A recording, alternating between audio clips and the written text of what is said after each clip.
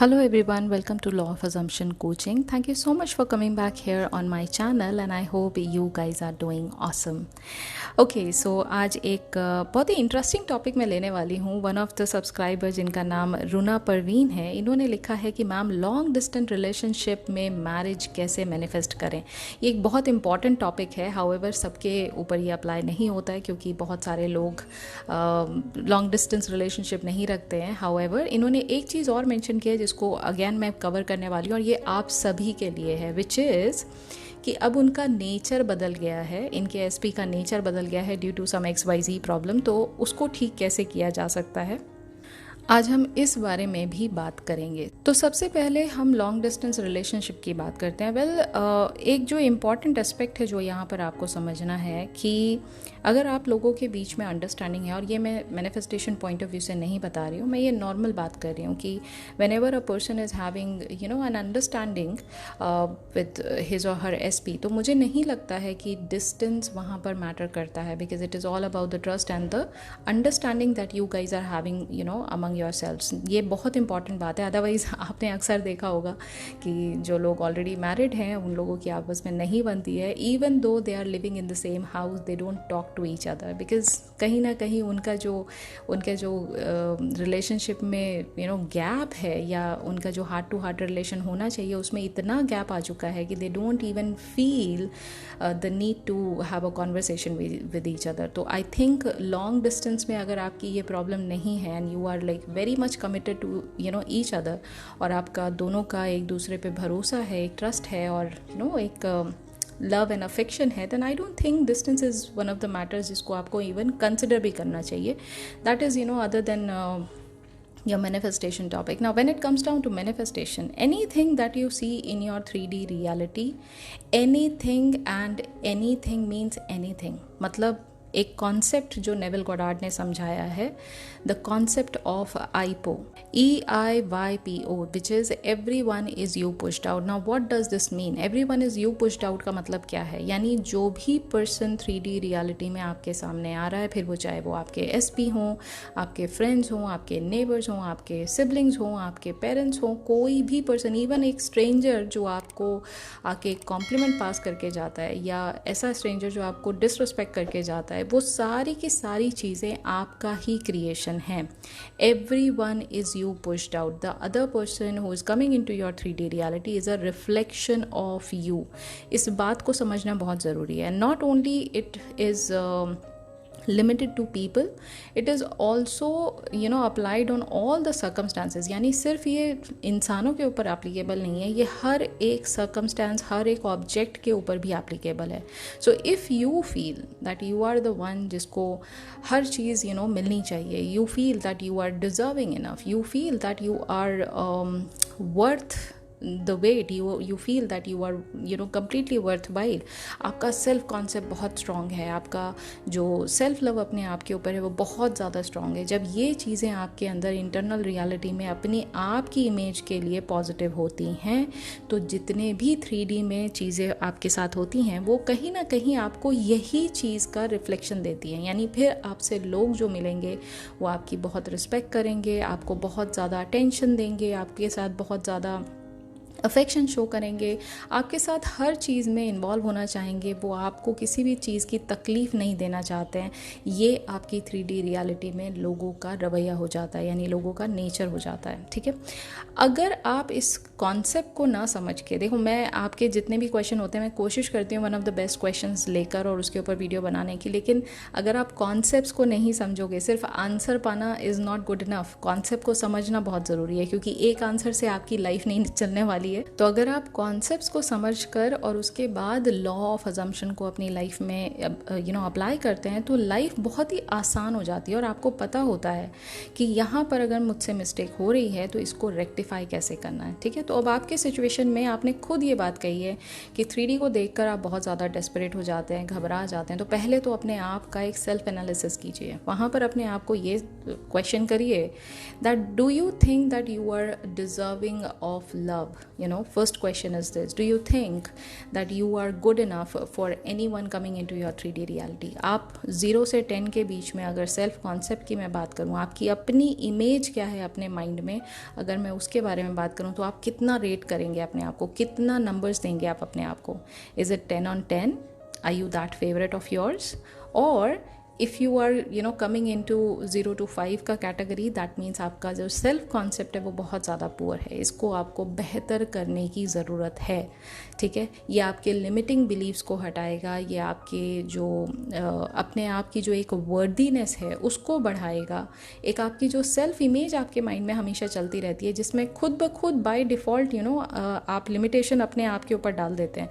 जैसे बहुत सारे लोगों को ये लगता है, अक्सर मैं ये क्वेश्चंस को डील करती हूँ, that people feel that that other person is out of their league. अब वो आउट ऑफ देयर लीग वो उसने नहीं कहा है, सामने अदर वाले पर्सन ने नहीं कहा है ये चीज़, ये सिर्फ उनके खुद के माइंड में, क्योंकि उनको लगता है अरे मेरी तो हालत ऐसी है, I don't feel that I am that good looking, और I don't feel that I am that smart, और आई एम दैट वर्दी, और आई एम दैट रिच, और वट एवर। ये सारे के सारे लिमिटिंग बिलीफ आपके अपने अंदर हैं, सामने वाले ने आपको कुछ नहीं कहा है अभी तक। ठीक है, तो जब आपका सेल्फ कॉन्सेप्ट अच्छा होता है, अगर आपकी सेल्फ वर्दीनेस, जो आप अपने बारे में एक सेल्फ इमेज बनाते हैं, वो अच्छी है, तो ऑटोमेटिकली 3D रियलिटी में इसी चीज़ का रिफ्लेक्शन आपको बाकी लोगों से मिलने लग जाता है। ठीक है, तो यहाँ पर आपको ये चीज़ first of all find out करनी है कि प्रॉब्लम कहाँ है। और जब बात आती है सेल्फ कॉन्सेप्ट को इम्प्रूव करने की, तो सेल्फ कॉन्सेप्ट इम्प्रूव करने के लिए आप मिरर एक्सरसाइज कर सकते हैं, आप एफर्मेशंस बोल सकते हैं, आप एक जर्नलिंग कर सकते हैं, आप डेली बेसिस पे अपने आप को, सेल्फ लव के फॉर्म में मैं बता रही हूँ, आप अपने आप को कुछ ना कुछ कॉम्प्लीमेंट्स दे सकते हैं। Totally up to you, whatever number of exercise are available, आप उनमें से जो भी आप जिससे बहुत ज़्यादा रेजोनेट करें या जो आपको करने में अच्छी लगती है, please do that, so that आप अपने आप की इमेज जो है उसको अपग्रेड कर सकें अपनी निगाह में। ठीक है, that's number 1। Number 2 is yes, talking about the self love part. देखो, मैं आपको बहुत सिंपल सी बात बताती हूँ। कोई भी इंसान अगर अपने आप से प्यार नहीं करता है, तो आपको लगता है कि उसको दुनिया प्यार देगी? ये ऐसी बात है कि आपने अपना प्रोडक्ट अपने हाथों से बनाया और उसके बाद आप उसी प्रोडक्ट की दुनिया भर की बुराइयां कर रहे हो, तो आपको लगता है बाकी दुनिया जो है वो उस प्रोडक्ट में अच्छाई देखेगी? नहीं देखेगी ना, क्योंकि आप खुद, जो क्रिएटर है वो खुद उसकी बुराई कर रहा है, तो बाकी दुनिया उसको अच्छा कैसे देखेगी? ठीक है, तो it is exactly like that. If you are not in love with yourself, if you don't appreciate your own uniqueness, if you don't appreciate the good quality of yours, if you don't think that you are one of a kind, then there is a problem. क्योंकि आप अगर अपने आप से प्यार नहीं कर रहे हैं, तो आप ऑब्वियसली इस कमी को पूरा करने के लिए आप हमेशा इस बात को हमेशा बाहर, यानी 3D वर्ल्ड में तलाशते हैं कि यहाँ से शायद मुझे थोड़ा सा प्यार मिल जाएगा, यहाँ से मुझे सेटिस्फैक्शन मिल जाएगा, यहाँ से मुझे सेल्फ वर्दीनेस की वैल्यू मिल जाएगी। ऐसा नहीं है। ये सब कुछ जैसा कहा गया है, जो आपका पूरा का पूरा यूनिवर्स है वो आपके अंदर है। तो यूनिवर्स में जो भी आप चाहते हैं वो सारी चीज़ें पहले आपको अपने अंदर ठीक करनी है, उसके बाद इन चीज़ों का रिफ्लेक्शन आपको 3D रियलिटी में दिखाई देता है। तो अपने आप से प्यार करना सीखिए, अपने आप को ये समझिए that yes you are one of a kind. आपके जैसा दुनिया में एक्चुअली कोई नहीं है, मतलब ना शक्ल सूरत में कोई है, ना आपकी पर्सनालिटी से मैच करता कोई है, एक्चुअली कोई नहीं है। तो आप अपने आप में यूनिक हो गए ना। तो इसी बात को, सिर्फ अगर इसी बात को आप इतना वैल्यू दे देंगे, then you will fall in love with yourself. You should appreciate the way you are. Okay, as pure consciousness, आपकी जो यहाँ पर 3D वर्ल्ड में एक आपको बॉडी सूट दिया गया है, एक फिजिकल बॉडी आपको दी गई है, एक आइडेंटिटी दी गई है। वो आइडेंटिटी में आप अगर अपने आप के साथ कंफर्टेबल नहीं हैं, तो आपको लगता है आपका कॉन्शियसनेस आपके साथ अलाइनमेंट में रहेगा? कभी नहीं रहेगा। ठीक है, ये बहुत गहरी बात है। अगर आप इसको डीपली समझ सकेंगे तो मैं ये बात आपको पर्सनल एक्सपीरियंस से कह रही हूँ कि आपको कभी लाइफ में अपने आप के साथ लड़ने की ज़रूरत नहीं पड़ेगी। कभी भी आप अपने आप को ऐसा डीवैल्यूड फील नहीं करोगे, क्योंकि लाइफ में बहुत सारी चीज़ें जो होती हैं वो आपकी अपनी परसेप्शन, जो आपका अपना नज़रिया है उसके हिसाब से होती हैं। तो अगर आपका नज़रिया आपके लिए बेकार है, अच्छा नहीं है, तो सामने वाला ऑटोमेटिकली वही चीज़ें आपको रिफ्लेक्ट करेगा। तो जो आपने कहा कि the other person is changing, उनका नेचर जो है वो चेंज हो गया, पहले आप अपने आप में देखिए, क्योंकि वो सामने वाला पर्सन सिर्फ आपके इंटरनल रियलिटी को रिफ्लेक्ट कर रहा है। तो आप पहले अपने अंदर झांकिए कि आपको कोई डर है, आपको कोई अंदर से डाउट है या फियर है कि लॉन्ग डिस्टेंस में चीज़ें चलती नहीं हैं, may be the other person is involve in somewhere else, और जो भी आपको लगता है वो सारी बातों को सबसे पहले आपने अपने अंदर क्रिएट किया है, सामने वाला पर्सन उसको 3D रियलिटी में बाद में रिफ्लेक्ट कर रहा है। तो उन चीज़ों को आइडेंटिफाई करना बहुत ज़रूरी है, ठीक है। तो yes, consider that the other person is you pushed out, any circumstance which is coming into your 3D reality is again a creation of yours.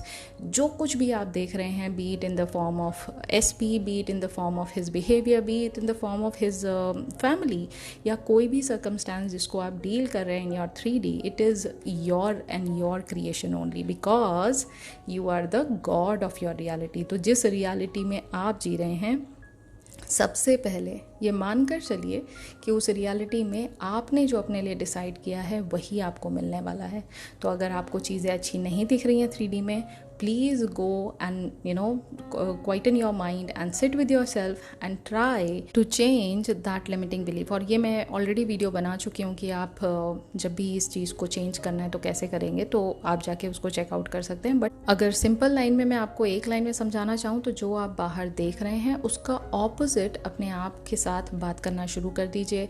In a conversation में उसके जस्ट कंप्लीट ऑपोजिट आपको बोलना है, affirmations उसके just complete आपको बोलना है। और जितना ज़्यादा आप इन चीज़ों में इंटरनल रियलिटी में काम करेंगे, जितना अपनी इमेजिनल एक्ट में काम करेंगे, जितना आप अपनी सेल्फ कॉन्सेप्ट और सेल्फ वर्थ और सेल्फ लव पर काम करेंगे, उतनी ही जल्दी आपको जो चेंजेस हैं वो सामने वाले के बिहेवियर में भी दिखाई देंगे। उतनी ही जल्दी आपको जो आपका ये जो लॉन्ग डिस्टेंस का जो ये इतना बड़ा प्रॉब्लम है डिस्टेंस का, ये भी आपको कम होता दिखाई देगा। उतनी ही जल्दी आपकी 3D में आपके हिसाब से चीज़ें होने लग जाएंगी, ठीक है। सो यस, ये थी आज की video. I hope you like today's video. काफ़ी इंसाइट्स मिले होंगे और मैंने बहुत डिटेल में ये वाला टॉपिक समझाने की कोशिश की है आपको। आई होप आपको अच्छे से समझ में आया होगा। और अगर वीडियो पसंद आई है then please do like, share and subscribe. मैं बहुत सारी नए नए टॉपिक्स को कवर करने की कोशिश कर रही हूँ अपने ही चैनल पर। जितनी भी चीज़ें आप यहाँ सीख रहे हैं लॉ ऑफ अजम्पशन की, प्लीज़ उसको सिर्फ वीडियो के फॉर्म में देखकर और बस उसको इग्नोर मत कीजिए, उसको अपने लाइफ में अप्लाई कीजिए। जितना ज़्यादा आप उस चीज़ को अप्लाई करेंगे, जो भी चैलेंजेस आपको फेस हो रहे हैं उस एप्लीकेशन में, I am there to help you out. आप मुझे यहाँ पर कमेंट कर सकते हैं, बता सकते हैं कि this is what I am trying, but I am facing this kind of challenge, I am there to help you out, don't worry about that. So yes, don't forget to subscribe, share and like, because इस channel पर आपको मिलती है law of assumption, Neville Goddard की teaching Hindi में, लेकिन सिर्फ आपके लिए। तो यस, जितना ज़्यादा हो सके चैनल को लाइक करिए, शेयर करिए, और मैं मिलूंगी आपसे बहुत जल्दी। तब तक please do take care of yourself and happy manifesting.